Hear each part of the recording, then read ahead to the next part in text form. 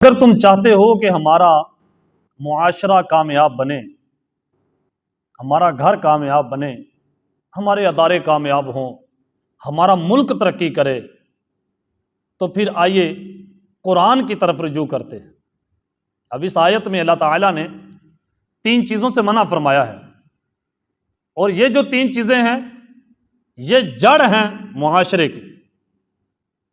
اللہ تعالیٰ نے فرمایا وَيَنْهَا عَنِ الْفَحْشَاءِ وَالْمُنْكَرِ وَالْبَغْيِ، اللہ تعالیٰ تمہیں منع کرتا ہے بے حیائی سے، بری باتوں سے اور سرکشی سے۔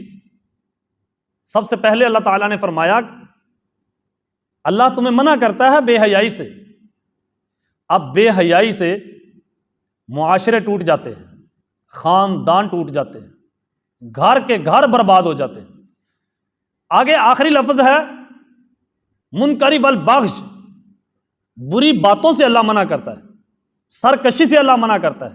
یہ سرکشی کیا ہے؟ سرکشی ہے اعتبار کا خراب کرنا، اپنے اعتماد کو ٹھیس پہنچانا۔ جس انسان کا اعتماد بحال ہوتا ہے وہاں رشتے قائم ہوتے ہیں۔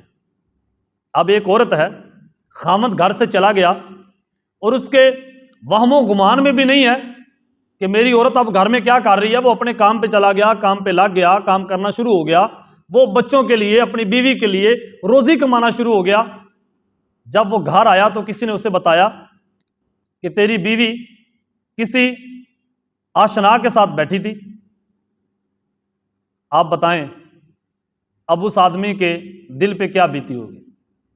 اگر اس کی بیوی اپنا اعتماد بحال رکھے، اعتبار بنائے، تو کتنا خوبصورت ماحول چل رہا تھا، کتنا خوبصورت خاندان بن رہا تھا۔ جیسے ہی اعتماد خراب ہوا، اب وہ بیچارے کی طبیعت بھی خراب ہوئی، ایک پورے کا پورا ایک سسٹم خراب ہو گیا۔ اگر 6 لوگوں پر 8 لوگوں پر ایک فیملی ہے تو وہ 6 اور 8 لوگوں پر نہیں ہے، وہ کروڑ لوگوں کی ایک فیملی ہے۔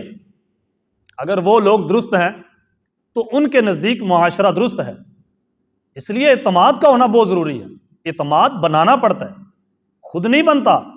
اسی لیے اللہ تعالیٰ نے بے حیائی سے منع کیا ہے۔ جن خطوں کے اندر آپ یورپ کنٹریز کا دیکھ لیں، وہاں اگر بے حیائی ہے تو وہاں خاندانی نظام نہیں ہے۔ بے حیائی خاندانی سسٹم، خاندانی نظام، فیملی سسٹم کو تباہ کر دیتا ہے، دھجیاں اڑ جاتی ہیں۔ کون سی فیملی؟ جب بھائی کے سامنے ایک بہن کے عیب آئیں گے تو بھائی بیچارے کے دل پہ کیا بیتی؟ اگر ایک عورت کے عیب اس کے مرد کے سامنے آ رہے ہیں، وہ کیسے محبت کرے گا؟ ایسے خاندانی نظام سب بکھر جاتا ہے۔ جب فیملی اکٹھی بیٹھی ہوتی ہے، دادا بھی بیچ ہے، دادی بھی بیچ ہے، چاچا بھی بیچ ہے، اور سب بھائی اکٹھے بیٹھے ہیں، تو پھر جب انگریزوں کی عورتیں دیکھتی ہیں کہ یہ کون لوگ ہیں جو اس زمانے میں بھی سبھی اکٹھے ہیں اور خوشحال ہیں اور سب اکٹھے بیٹھ کے کھانا کھا رہے ہیں، ایسے ماحول کو دیکھ کے بڑے بڑے یورپ کنٹریز کی عورتوں نے کلمے پڑھے ہیں اور مسلمانوں کو انہوں نے فالو کیا ہے، مسلمانوں کو پسند کیا ہے۔ کمیاں ہوتی ہیں ہر انسان میں، اب ہم میں کمی جو ہے وہ عدل و انصاف کی رہ گئی ہے۔ ہم حقوق پورے کریں، عدل و انصاف کا معاملہ طے کریں۔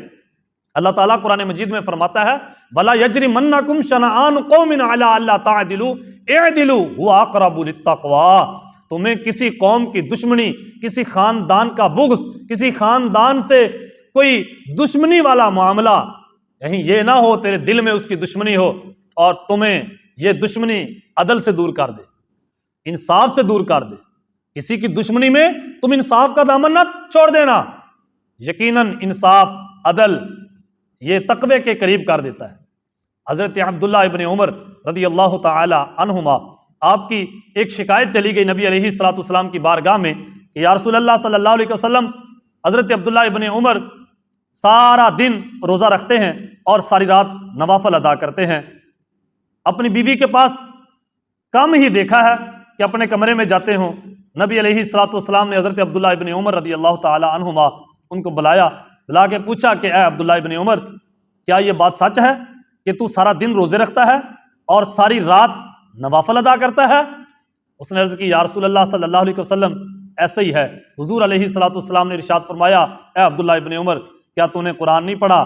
اللہ تعالیٰ نے ارشاد فرمایا فی رسول اللہ اسوۃ حسنہ، تمہارے لیے بہترین نمونہ میرے رسول کی زندگی ہے، تم مجھ سے سیکھو کہ کتنے روزے رکھنے ہیں۔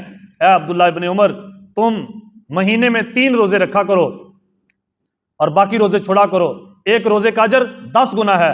اگر ایک مہینے میں 3 روزے رکھو گے تو تمہیں 30 روزوں کا ثواب مل جائے گا۔ اب پورا سال اگر ہر مہینے میں 10 روزے رکھتے جاؤ گے تو ایک سال کے اندر پورے سال کے روزوں کا آپ کو ثواب دے دیا جائے گا۔ حضرت عبداللہ ابن عمر رضی اللہ تعالی عنہما عرض کرنے لگے یا رسول اللہ صلی اللہ علیہ وسلم مجھ میں طاقت زیادہ ہے، میں روزے زیادہ رکھنا چاہتا ہوں۔ حضور علیہ السلام نے فرمایا چلو تم 10 روزے رکھ لیا کرو۔ یا رسول اللہ صلی اللہ علیہ وسلم مجھ میں سکت زیادہ ہے، مجھ میں طاقت زیادہ ہے، اور زیادہ بڑھا دیں۔ حضور علیہ السلام نے فرمایا چلو اے عبداللہ ابن عمر تم داؤدی روزے رکھ لیا کرو۔ یا رسول اللہ صلی اللہ علیہ وسلم وہ کیا ہے؟ حضور علیہ السلام نے ارشاد فرمایا داؤدی روزے، ایک روزہ رکھنا اور ایک دن روزہ چھوڑنا، تم ایسا کر لیا کرو۔ کہنے لگے کہ میں نے حضور علیہ السلام سے یہ سبق لے لیا اور میں مطمئن ہو گیا کہ یا رسول اللہ صلی اللہ علیہ وسلم ایسے ہی کیا کروں گا، ایک روزہ رکھا کروں گا اور ایک چھوڑ دیا کروں گا۔ حضور علیہ السلام نے فرمایا کہ اے عبداللہ ابن عمر تم رات کو نفل بھی پڑھا کرو اور اپنی بیوی کا حق بھی ادا کیا کرو اور سویا بھی کرو، تمہارے اوپر تمہاری بیوی کا بھی حق ہے، تمہارے اوپر تمہاری آنکھوں کا بھی حق ہے، اس کو بھی تمہیں آرام دینا ہے، تمہارے جسم کا بھی تمہارے اوپر حق ہے، ملنے والوں کا بھی تمہارے اوپر حق ہے، خاندان والوں کا بھی تمہارے اوپر حق ہے۔ دیکھو کوئی بندہ کسی کو عبادت سے منع کر سکتا ہے، لیکن حضور علیہ السلام فرما رہے ہیں عبادت بھی اعتدال میں کرو۔ لفظ پہ توجہ دیں، عبادت بھی اعتدال میں، اعتدال سے تجاوز تو عبادت میں بھی نہیں، تو اپنے کام میں کیسے ہو گئے، لین دین میں کیسے ہو گئے، اپنے گھر بار میں کیسے، اپنی مرضی کی زندگی گزاریں گے تو ہمیں قدم قدم پہ دکھ پہنچے گا۔ اگر ہم آج ہی تہیہ کر لیں گے کہ ایسا نہیں ہوگا، دیکھیں نبی علیہ السلام نے جو فرما دیا تھا عبداللہ ابن عمر تم مہینے میں 3 روزے رکھ لیا کرو، پورے مہینے کا تمہیں اجر مل جایا کرے گا۔